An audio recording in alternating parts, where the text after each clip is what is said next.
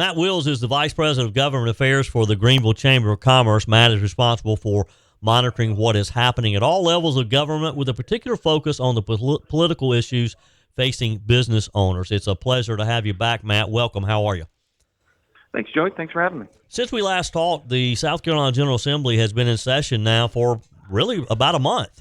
Give us an overview of the key issues that you're watching this session. You know, one of the bigger things that has kind of happened in the first couple of weeks, first couple months that we've seen everything get going here in Columbia.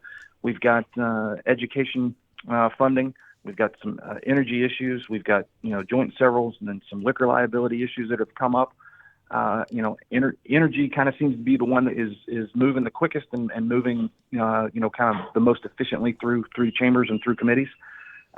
We got it through the LCI committee on the House side, and we got through second reading yesterday. So we've got one more reading to get through, which is mostly a perfunctory process here in South Carolina, which just kind of means they kind of read it across the desk today, and we'll be able to kind of get it moving over to the Senate in its current form that passed yesterday. So that seems to be one of the bigger issues that is really kind of percolating to the top right now. Sure. And as you mentioned, the South Carolina House appearing to pass the South Carolina Energy Security Act, which, according to House leaders, will ensure reliable, affordable power to keep our economy strong and support future growth. How important is an issue like this to the chamber and to businesses?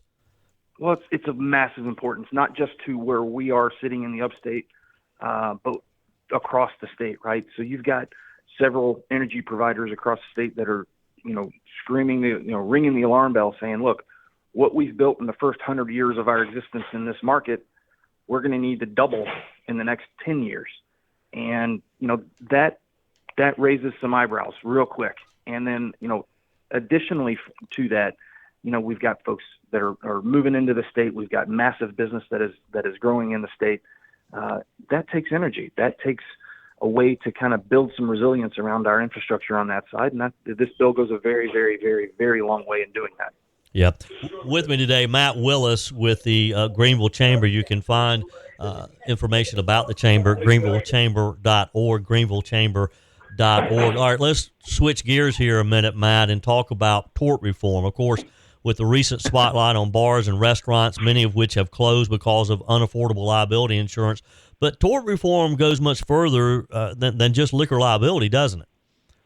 It goes a lot further. And I would be remiss to say this, and sitting in committees and watching this, firsthand, I've not seen this much gaslighting since Mary Poppins, to be honest with you, Joey. Wow, yeah. There is so much going on right now that is just either willful misleading or just flat out ignorance coming from the opponents of tort reform and joint several liability reform in this state. It's not a sole lawsuit reform issue. It's not a sole insurance issue. This is a larger, comprehensive issue that needs to be tackled. It needs to be tackled this session. Yeah. Governor Henry McMaster posted on various social media platforms this week, quote, "It is time for tort reform in South Carolina.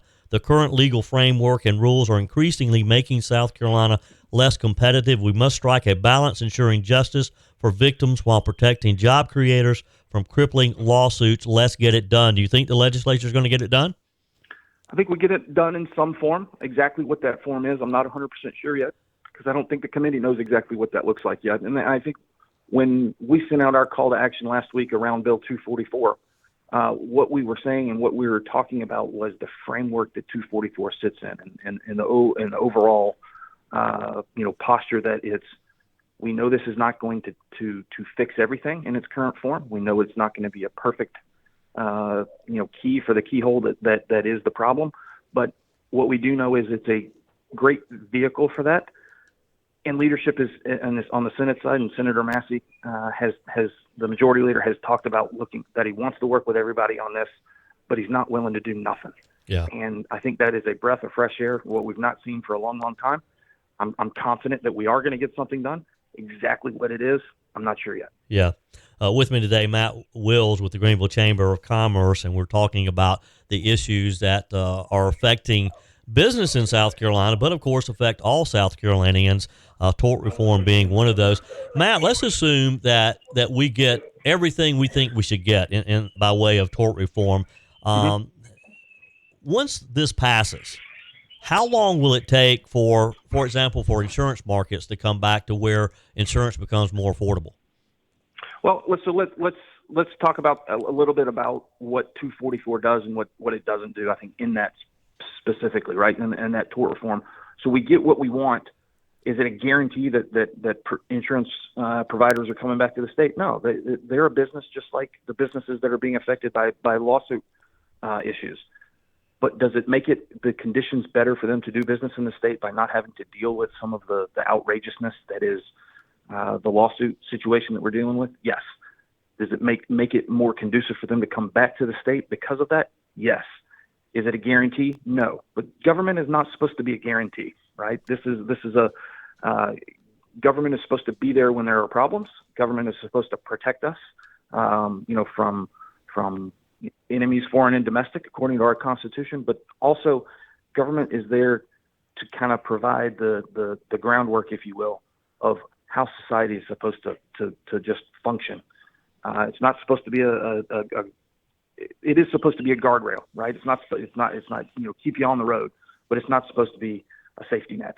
Yeah. And I think in most cases, right? So it's not a guarantee. It's not a perfect fix, but government really shouldn't be the answer to this. The free market should be the answer to this. And that's what I think what most of us are looking for in this type of reform. Yeah. Matt, we all know that there are many lawyer legislators in our state, a lot of attorneys who serve in the South Carolina General Assembly. How does that affect the conversation? They're working really hard right now. And it's not, I don't think it's anyone in particular that is saying, tort reform bad, liquor liability good. And when I see liquor liability, that's specifically insurance reform. Yeah. In this context of debate. But look, they have their interest, right?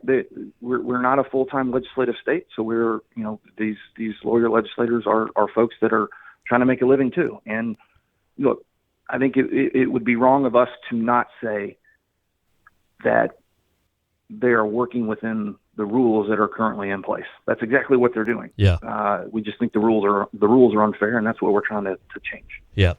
Matt, it's always a pleasure. Appreciate what you do in the Greenville Chamber. Again, you can go to greenvillechamber.org to get additional information about the Greenville. Matt, we'll check in with you again next week. Looking forward to it. Thanks, Joey.